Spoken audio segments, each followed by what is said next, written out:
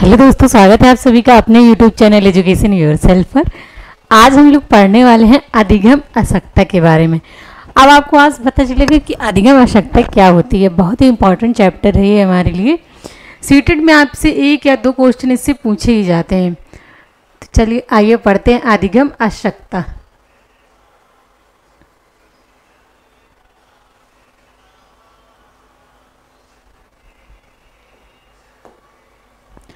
अधिगम अशक्तता की बात करें तो अधिगम अशक्तता क्या होता है? एक प्रकार का विकार होता है जो बच्चों में, जैसे आपने देखा होगा कई बार पढ़ने में प्रॉब्लम हो रही है या फिर लिखने में प्रॉब्लम हो रही है, हो सकता है बोलने में प्रॉब्लम हो रही है। तो ये जो प्रॉब्लम होती है ये कैसी प्रॉब्लम होती है, इनको ही हम अधिगम अशक्तता बोलते हैं।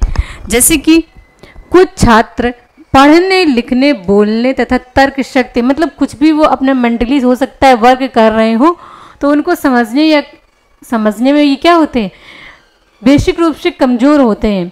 तो यही जो इनकी क्वालिटी होती है ये क्या कहलाती है, यही अधिगम अशक्तता कहलाती है। और अधिगम अशक्तता क्या क्या इसमें आ जाएगा, जैसे कोई बच्चा है, आपने एक मूवी देखी होगी तारे ज़मीन पर। तो तारे ज़मीन पर क्या होता है, वो जो लड़का रहता है उसमें क्या होता है, वो चीज़ों को उल्टा लिखना सीख रहा होता है, क्योंकि उसके अंदर कुछ ना कुछ ये क्या थी, ये भी एक तरह की अधिगम अशक्तता ही उसमें दिखाई गई थी, जो बच्चों के लिए थी। जब बच्चे कुछ भी पढ़ेंगे तो उनको क्या होता है, उनके अंदर तो क्रिएटिविटी वाला बहुत ज़्यादा सिस्टम रहता है। अब वो धीरे धीरे चीज़ों को सीख रहे हैं, लेकिन जब चीज़ें सीखेंगे एक प्रकार के उनके अंदर अशक्तता आ जाए, जब बच्चे क्या ना कर पाएँ, पढ़ ना पाएँ, लिख ना पाएँ या फिर बोलने में अशक्त हों, यही क्या कहलाएगा, यही हमारा अधिगम अशक्तता कहलाता है। अधिगम अशक्तता के प्रकार आइए देख लेते हैं। अधिगम अशक्तता के प्रकार क्या हो जाएंगे।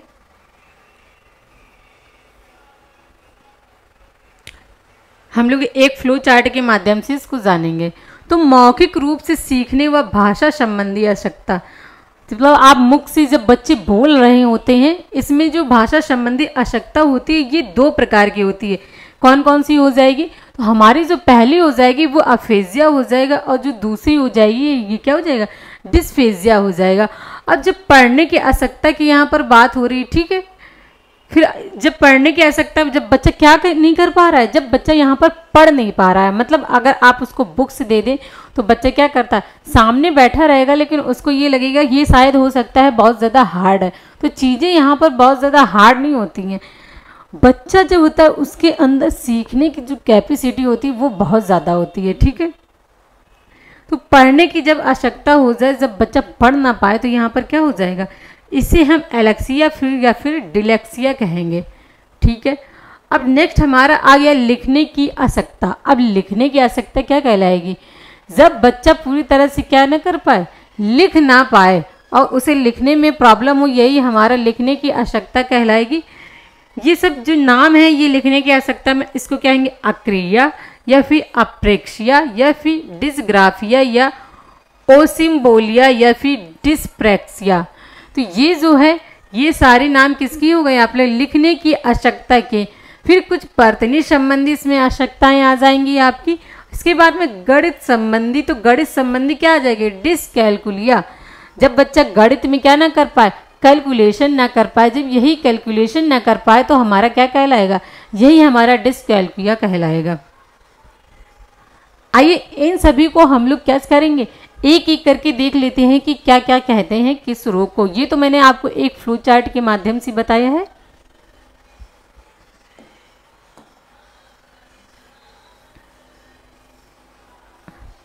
और इसमें से आपके एक या दो क्वेश्चन श्योर होता है कि आने ही आने हैं। तो ये हमारा हो गया अफेजिया। अफेजिया जो है ये क्या कहलाती है, जैसा आपको फ्लो चार्ट में बताया था, भाषा एवं संप्रेषण।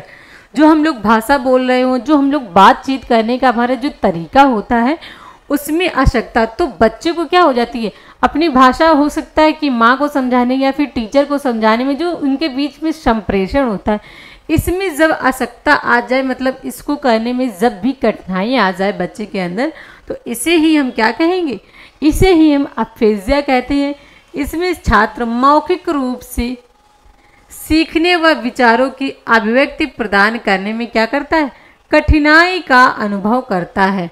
किसमें बच्चा कठिनाई का अनुभव करता है, जिसे हम क्या कहेंगे, अफेजिया। भाषा संबंधी, जो हम लोग भाषा बोल रहे हैं इसमें संप्रेषण करने में जो प्रॉब्लम आए, इसे ही बच्चे को क्या कहलेंगे, यही हमारे अफेजिया कहलाता है। ठीक है, अब बात कर लेंगे डिस्फेजिया की। तो डिस्फेजिया क्या होती है, इससे ग्रस्त बालक भाषा को बोलने, अब बालक क्या नहीं कर पाएगा, भाषा को बोलने में, सुनने में, लिखने में समस्या प्रदर्शित करता है। जब बच्चा लिखने में, सुनने में और बोलने में, जब इन सब में बच्चे को प्रॉब्लम आने लगे तो यही हमारा क्या कहलाएगा, यही हमारा डिस्फेजिया कहलाता है। अब बात कर लेते हैं अलेक्सिया, मतलब शब्द अधनता, पाठ अधनता या विजुअल अफेजिया। बच्चे के अंदर अब क्या आ जाए, मस्तिष्क में किसी प्रकार के क्षति के कारण पढ़ने में क्या आ जाए, अक्षमता आ जाए। जब बच्चे को किसी प्रकार की चोट लग गई हो सकता है उसको कोई मेंटली यहाँ पर क्या हो रही हो, प्रॉब्लम हो रही तो ये कोई ना कोई कारण के कारण हो सकता है मेंटली उसे क्या किया गया हो सकता है उसे मेंटली में चोट लगी हो, या फिर किसी कारण बच्चा डिप्रेस्ड भी हो सकता है। जब इन सब चीज़ों होने के बाद में क्या हो जाता है, बच्चा जब पढ़ ना पाए तो यही हमारा एलेक्सिया या फिर शब्द अधनता, पाठ अधनता या फिर विजुअल अफेजिया कहलाता है। अब हम बात कर लेते हैं डिलेक्सिया की। तो डिलेक्सिया किसे कहेंगे, इसका संबंध पठन विकार से है। इसमें इससे ग्रसित बालक अक्सर वर्तनी संबंधी करता है, मतलब जब बच्चा क्या ना कर पाए, वर्तनी को ना सही से पढ़ पाए। जैसे कोई भी हम लोग हिंदी हो गई या इंग्लिश हो गई, बच्चों को जब सिखा रहे होते हैं तो वो 10, जब हमारा 10 लिखा है तो इसको नेट पढ़ रहा है, मतलब अपने आप ही वर्तनी, मतलब ABCD आपने तारे ज़मीन पे देखा तो बच्चा क्या कर रहा होता, उल्टा लिख रहा होता। आप उसको ए सीधा लिखाएंगे इस तरह से लिखते थे, लेकिन उसको इस तरह से, मतलब उल्टे वर्ड जो दिख रहे थे। यहाँ पर ऐसा ही आपको दिया गया है 10, मतलब बच्चा क्या कर रहा है, जब 10 को यहाँ पर नेट पढ़ रहा है तो यही हमारा जो कहलाएगा, यही डिसलेक्सिया कहलाता है। मतलब पठन विकार, कोई भी चीज़ बच्चा पढ़ेगा तो उसको क्या पढ़ेगा, 3 वर्ड जोड़ करके कहीं ना कहीं से वो, अब बच्चे ने डॉग पढ़ा तो डॉग को वो क्या पढ़ता है, गॉड पढ़ता है। तो बच्चे ने सोचा कि ये जो गॉड और डॉग है, इन दोनों शब्दों में क्या नहीं कर पा रहा है, बच्चा दोनों शब्दों में अंतर नहीं कर पा रहा है। यही अंतर जब बच्चा ना कर पाए तो हमारा क्या कहलाता है, तभी हमारा डिसलेक्सिया कहलाता है। ठीक है, अब बात कर लेते हैं अग्रेगिया की। तो यह डिफेजिया की जैसी ही है, लेकिन इससे ग्रस्त बालक दूसरी भाषा के प्रति अक्षमता प्रदर्शित करता है।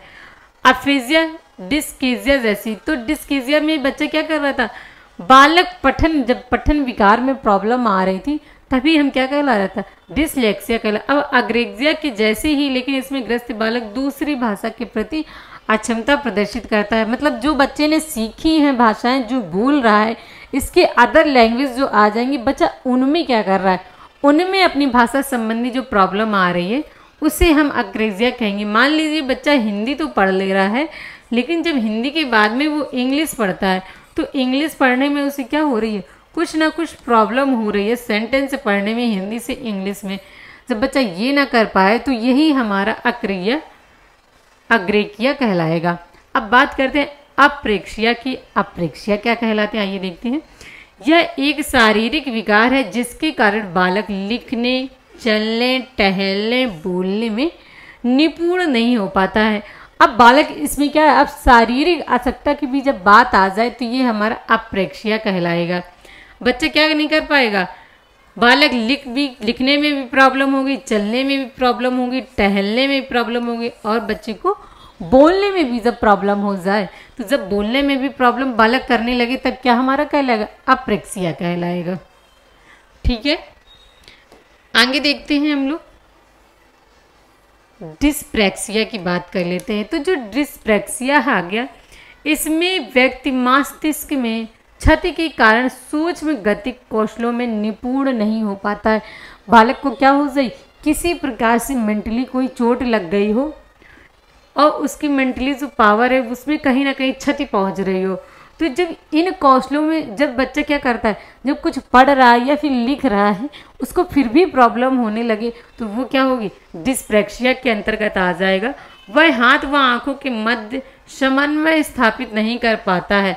मतलब हाथों और आँखों के मध्य, मान लीजिए उसका कंसंट्रेशन हाथ और आँख के बीच में नहीं बन पा रहा है और वो तंत्रिका तंत्र संबंधी विकार है जिसे सेंसरी इंटीग्रेशन डिसऑर्डर कहते हैं। मतलब आपकी तंत्रिका तंत्र ने आपसे कोई कार्य कहा है लेकिन आप उसमें क्या नहीं हो कर पा रहे हैं, कंसंट्रेशन नहीं कर पा रहा है बच्चा।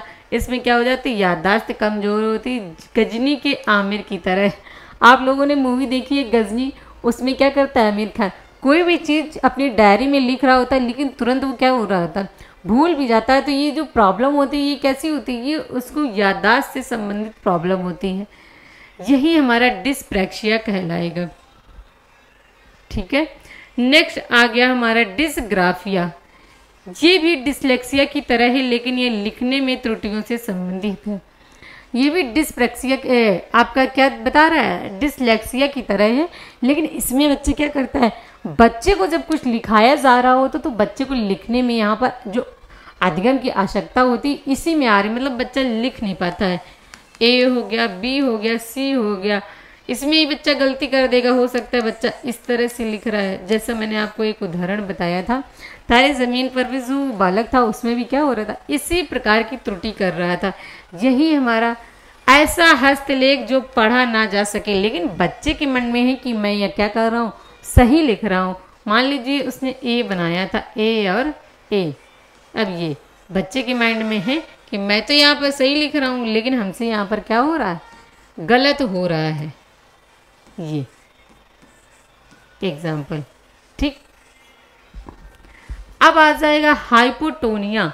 हाइपोटोनिया क्या कहलाएगा, इसे फ्लॉफी बेबी सिंड्रोम भी कहा जाता है। इससे ग्रस्त बच्चा मस्तिष्क के संकेतों का अनुसरण मांसपेशियों द्वारा ठीक से नहीं कर पाता है। मतलब जो भी उसके मस्तिष्क में कोई भी सिंड्रोम आ रहा है, अब वो अपना कार्य क्या नहीं कर पा रहा है, अपने कार्य पे फोकस नहीं कर पा रहा है। इससे बच्चे मस्तिष्क में जब प्रॉब्लम आ जाएगी, अब वो अपनी मांसपेशियों से, जो उसकी मांसपेशियाँ होती, मान लीजिए हाथ है, तो इनसे जब वो कार्य ना कर पाए, शारीरिक आवश्यकता की जिसमें बात करी जाए, ऐसे बच्चे ढीले ढाले बैठे रहते हैं। मतलब उन्हें कुछ कम समझ आएंगी चीज़ें। जब बच्चे को कोई चीज़ें कम समझ आएंगी तो बच्चे को काम भी करने का क्या करेगा, मन नहीं करेगा। नेक्स्ट देख लेते हैं डिसकैल्कुलिया या फिर नीमोलेक्सिया। इस प्रकार में बालक क्या करता है, गणितीय त्रुटियां करता है। जैसे 9 × 3, अब बच्चे के सामने 9 × 3 लिखा है लेकिन बच्चे को क्या दिख रहा है, 6 × 3। और भी आपके सामने एग्जाम्पल है, 9 + 3 आ गया, 6 + 3। तो बच्चा क्या कर रहा है, कैलकुलेशन में डिसकैल्कुलिया। तो कैलकुलेशन या क्या यहाँ पर कैलकुलेशन, तो आपको इस तरह से भी याद रखना है। ठीक है, कुछ चीज़ें हैं डिसग्राफिया, मतलब बच्चे जब ग्राफ करते हैं हम लोग तो क्या करते हैं, लिख रहे होते हैं। तो इस प्रकार की जो बीमारियां बच्चों में हो जाती हैं, अधिगम आवश्यकता की जहाँ पर बात हो रही होती है,